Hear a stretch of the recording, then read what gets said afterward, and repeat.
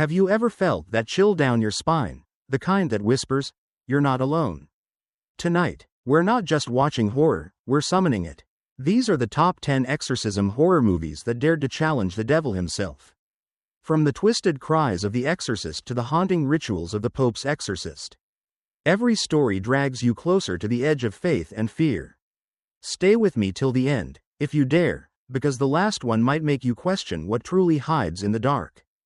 1. The Exorcist, 1973. A young girl becomes the battleground between faith and pure evil when an ancient demon possesses her soul. They say true fear doesn't come from monsters, it comes from the things you can't explain. And in 1973, The Exorcist proved that evil doesn't need fangs or claws, it only needs a voice. Imagine this. A quiet home filled with laughter. A mother and her daughter living a simple, happy life, until one night, that laughter turns into a growl. The walls tremble, the air thickens, something else has entered the room. Regan, the sweet little girl you met minutes ago, is no longer there. Her eyes turn hollow, her voice becomes unrecognizable, and her body bends in ways no human should. It's not just a haunting, it's a war for the soul. Father Marin, an old priest scarred by years of battling darkness, steps into the house carrying only a crucifix and his faith. And beside him, a younger priest, torn between science and belief, must face the truth that evil walks among us. What makes The Exorcist so unforgettable isn't the spinning heads or the levitating beds. It's the quiet moments, when a mother whispers to her daughter, begging her to come back, knowing the thing staring back isn't her child anymore. It's the sound of prayer breaking through screams. It's that lingering question, if this happened to someone you love, what would you do? Even decades later, this film doesn't just scare you, it tests you. It makes you look at the shadows in your own room and wonder if they're moving. It makes you listen closely to the silence, waiting for a whisper you pray you'll never hear. Every shot, every scream, every drop of holy water in The Exorcist is a reminder that belief isn't always a comfort, sometimes it's the only weapon you have. So when the lights flicker, and the room grows cold, remember this. Evil doesn't always come with horns or fire. Sometimes, it comes as a voice calling your name, in the dark.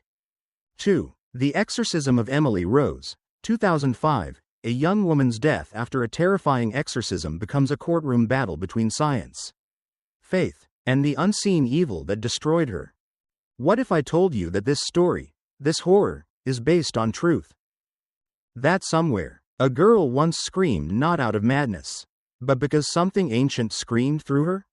The Exorcism of Emily Rose doesn't begin with blood or shadows. It begins with silence, the kind of silence that hangs after a scream. Emily was just an ordinary college girl, full of life, faith, and innocence, until the nights began. She woke to hands gripping her, unseen voices mocking her prayers, her body twisted by something she couldn't fight. Her family called for help, and Father Moore answered. But this isn't just a story of holy water and crucifixes.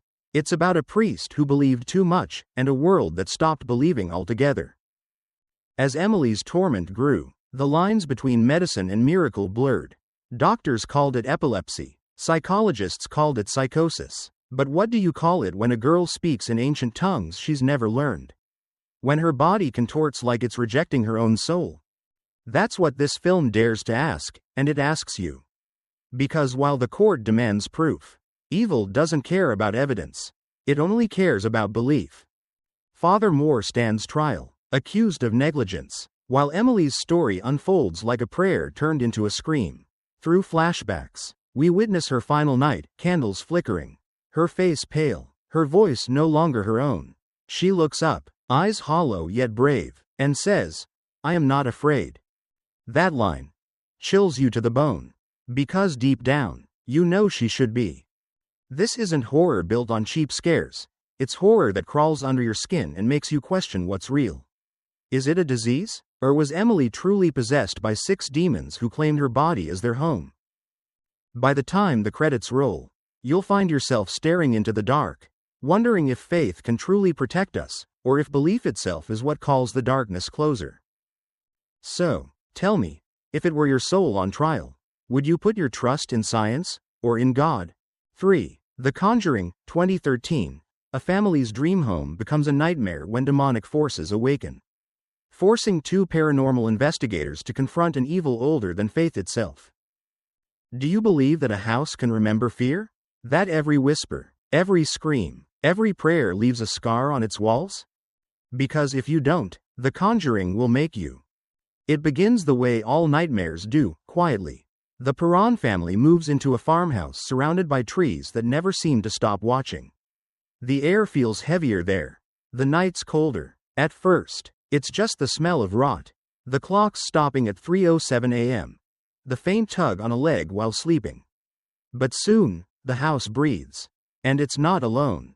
That's when Ed and Lorraine Warren arrive, a husband and wife who carry faith like armor and face the darkness most people pretend doesn't exist. Ed, logical and steadfast.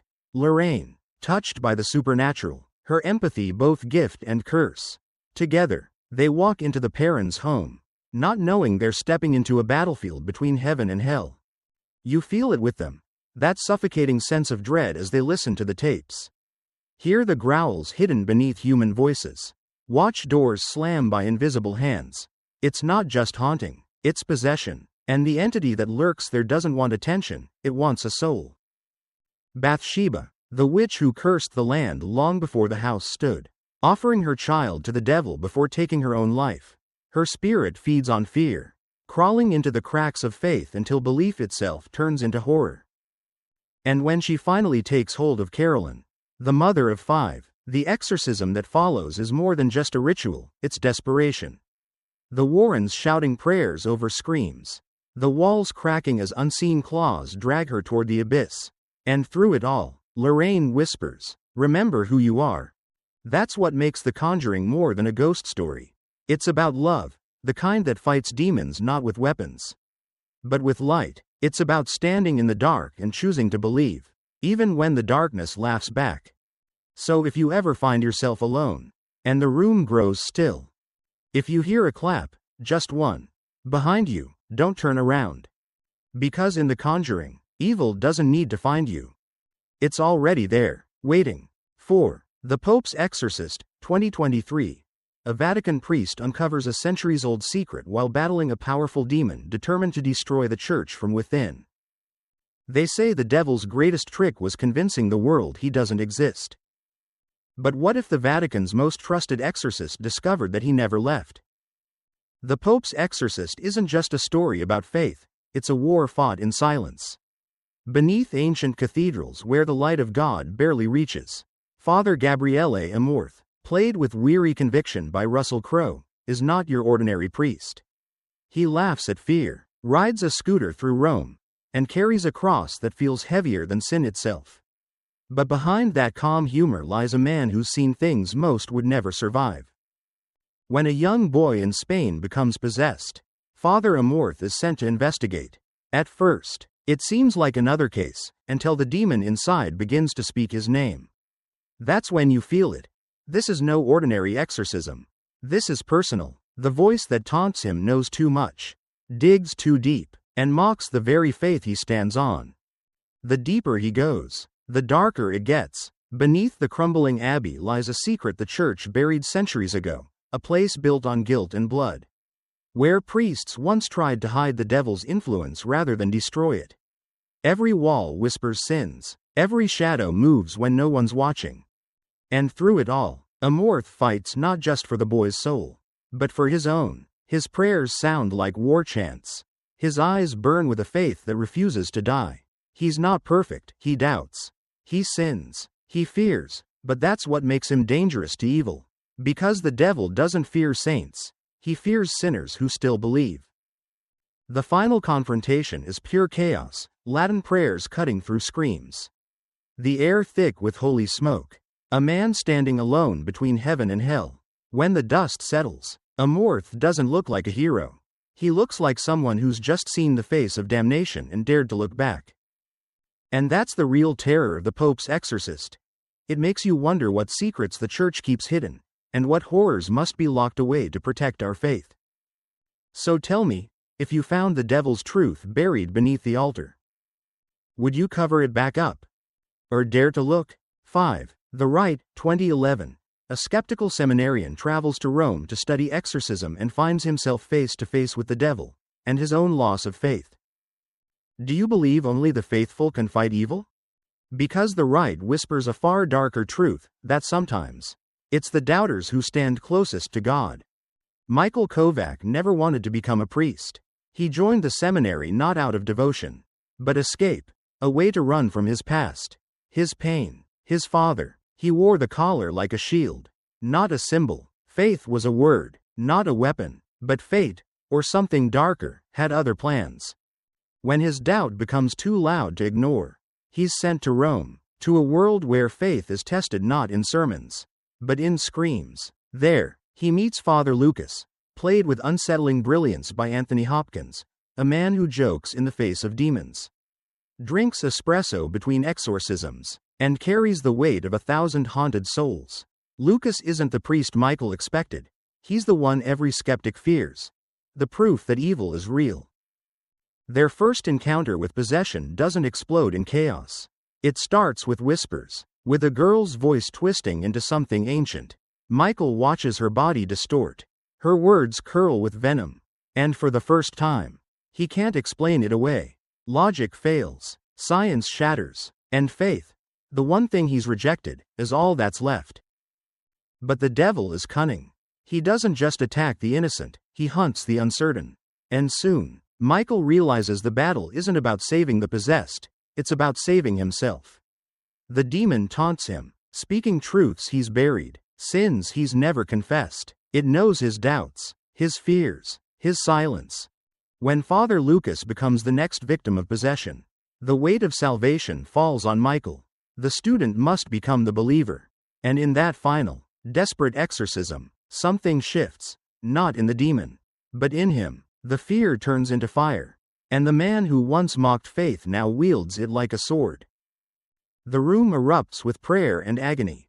Holy words clash against ancient curses. And when the demon screams his true name, Michael doesn't hesitate, he believes. The Rite isn't just about exorcism. It's about the war inside every human soul, the tug between belief and denial. Light and shadow, because sometimes, faith isn't about never doubting. It's about standing in the darkness and choosing to believe anyway.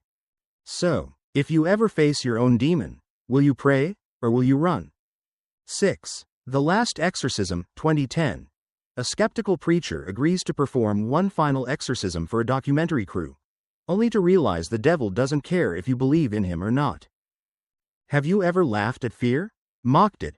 Told yourself that ghosts, demons, and the devil are just stories for the weak? So did Reverend Cotton Marcus. And then he met Nell. The Last Exorcism isn't your typical horror movie, it's a descent. Filmed through the unblinking eye of a camera that never looks away.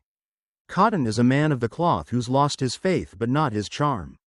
He performs fake exorcisms for desperate families, smoke, mirrors, hidden speakers, a few Latin words, all for the sake of helping people believe they've been freed. To him, it's a show, a performance, until one day, he decides to expose the truth on film. That's when the crew follows him deep into rural Louisiana, a place forgotten by time and swallowed by superstition. They arrive at a broken farmhouse, where a pale, soft-spoken girl named Nell lives with her devout father.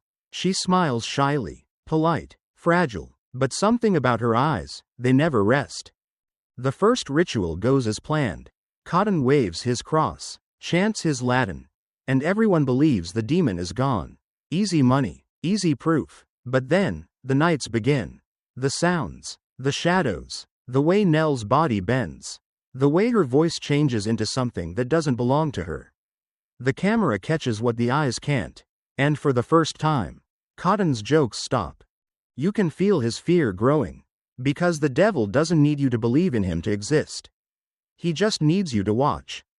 As the truth unravels, the documentary becomes a confession of faith lost and terror found. The further they stay, the less they understand what's real. Is Nell possessed, or is something far worse using her as a puppet? Every frame tightens around you, pulling you closer to a secret you wish you could unsee. By the time the ending arrives, It's no longer about saving Nell. It's about saving themselves. Fire, chanting, screams, and Cotton walking into the dark one last time. Cross in hand, faith flickering like a dying flame. The Last Exorcism is not about demons you see on screen. It's about the ones you awaken when you stop believing.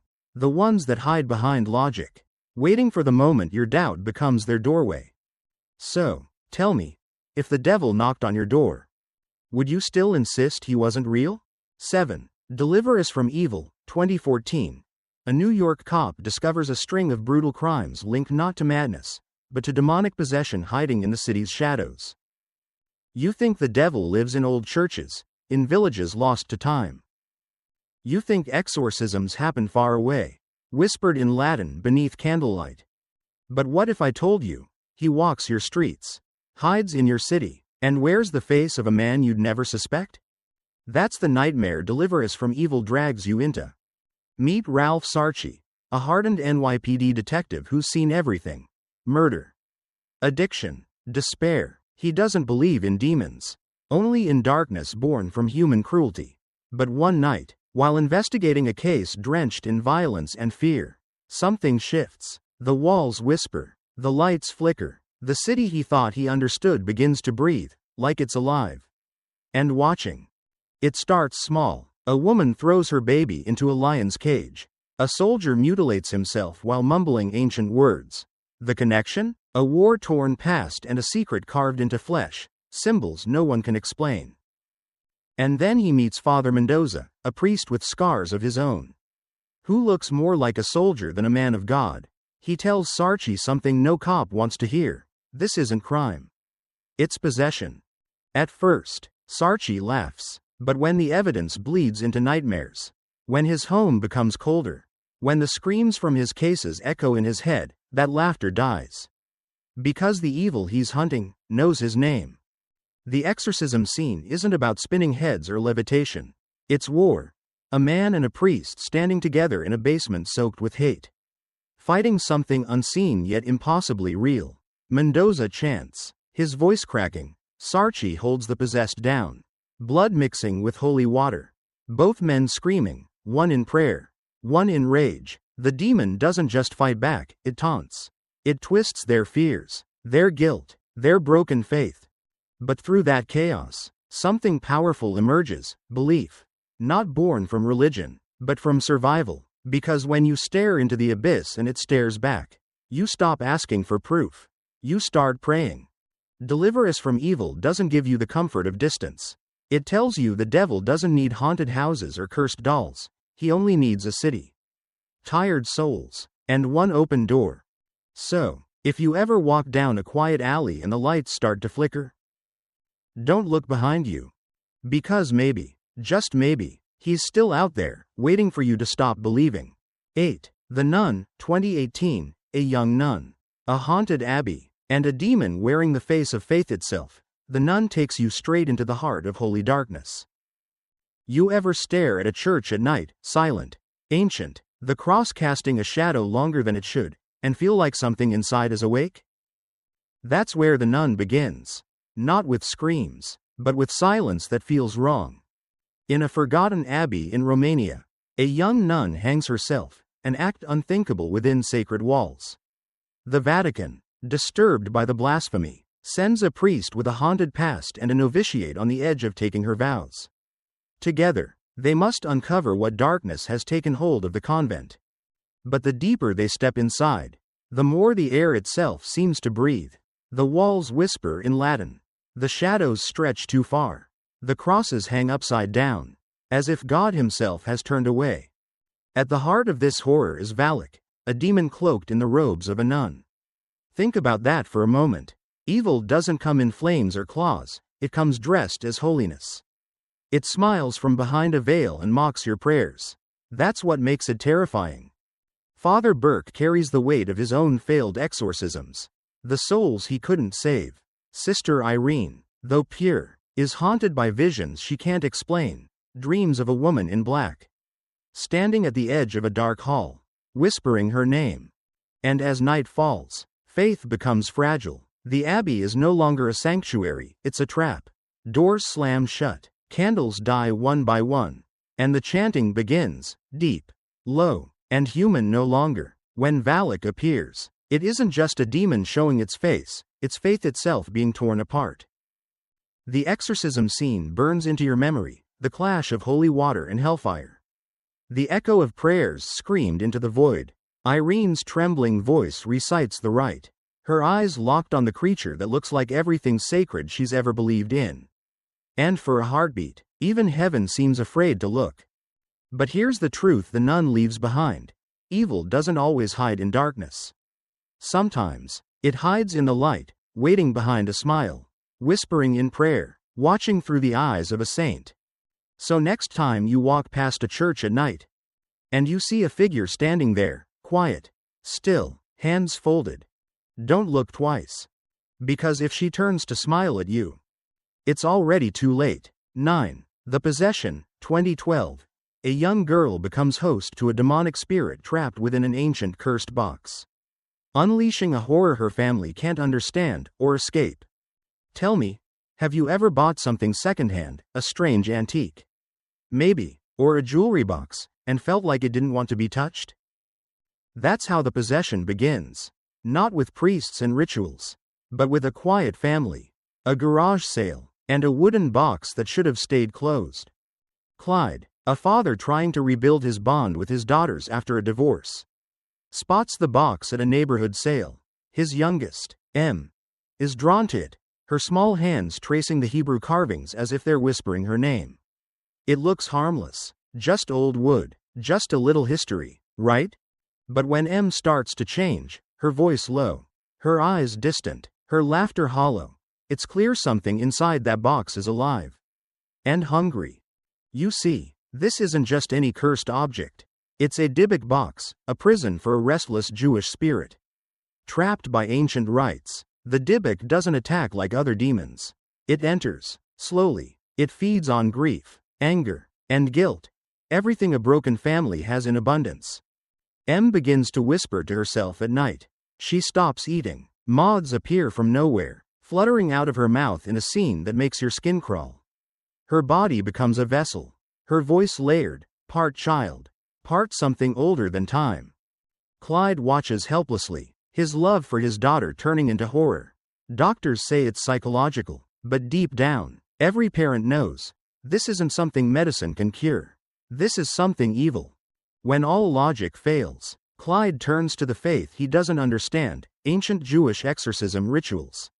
Led by a young rabbi who dares to face the Dybbuk head-on. The ritual isn't clean or controlled like in Catholic rites. It's desperate, brutal, faith against fury. As the wind roars through the hospital, M's small frame convulses, her voice screams words no child should know. And when the Dybbuk finally reveals itself, a shadow tearing through glass and light, you realize this isn't just a story about possession. It's about love, about how far a parent will go to drag their child back from the hands of hell. But here's the thing that chills you after the credits roll. The Dybbuk box is real. It exists. People claim to have owned it. They say it whispers, it moves, it waits. So if you ever see a box at a garage sale, carved with strange symbols and sealed tight, don't open it. Don't touch it. Because some things aren't meant to be owned. They're meant to stay buried. 10. The Exorcism of God, 2022. A priest haunted by his own past possession must confront the very evil he once served, this time in the name of redemption. Have you ever wondered what it would feel like to be both the exorcist and the possessed? To fight the devil not from the outside, but from inside your own soul? That's the nightmare Father Peter Williams has been living for 18 years. Once hailed as a savior, Father Peter performed an exorcism in a poor Mexican village that went terribly wrong. During that ritual, he wasn't the victor, he was the vessel. The demon he sought to cast out found a way in. And in that moment, everything holy within him became tainted. He carried that secret like a hidden wound. He preached, prayed, confessed, yet deep down, he knew something was still there, watching, waiting. Then one day, another case arrives. A young woman possessed by something unspeakable. Her eyes blaze with recognition when she sees Father Peter. She calls him by name. The demon remembers. And so begins a battle not only for her soul, but for his own. The exorcism scenes in The Exorcism of God aren't clean-cut heroics. They're messy, visceral, filled with doubt. You feel the weight of guilt pressing down on Peter's chest as he chants holy words with shaking hands. You hear the rasping laughter of the demon, mocking him, reminding him of the sins he's hidden even from God. Do you think he forgave you? It hisses. Peter's silence is the answer. But beneath the horror, there's something deeper, a spiritual war not just between heaven and hell, but inside one man's conscience. It asks, what if the person meant to save us is already damned? And yet, Peter doesn't stop. He steps into the fire, knowing that this time, there might be no coming back. He chains himself to the possessed, screaming prayers through blood and tears, determined to make this his final penance. When the demon manifests, twisted, radiant, almost divine, it's not just a monster. It's a mirror, a reflection of everything Peter once was and everything he's become. And as the church walls tremble, you realize, this isn't a movie about good defeating evil. It's about the cost of faith, the agony of forgiveness. By the end, you're left asking yourself, can a man possessed by darkness ever truly serve the light? Or is redemption just another illusion whispered by the devil? Either way, one thing is certain. The exorcism of God isn't just about casting out demons. It's about facing the one that's been inside you all along. And now, you've faced the darkness itself, 10 stories of faith, fear, and the devil's whisper in the dark. Tell me, which of these exorcisms shook your soul the most? Or maybe, you've seen one that's even darker. Drop it in the comments. I'm watching. If you survived this far, don't just disappear into the shadows. Hit that like button. Share this nightmare with your friends. And subscribe for more tales that blur the line between the sacred and the damned. Until next time, keep your lights on, and your faith stronger than your fear.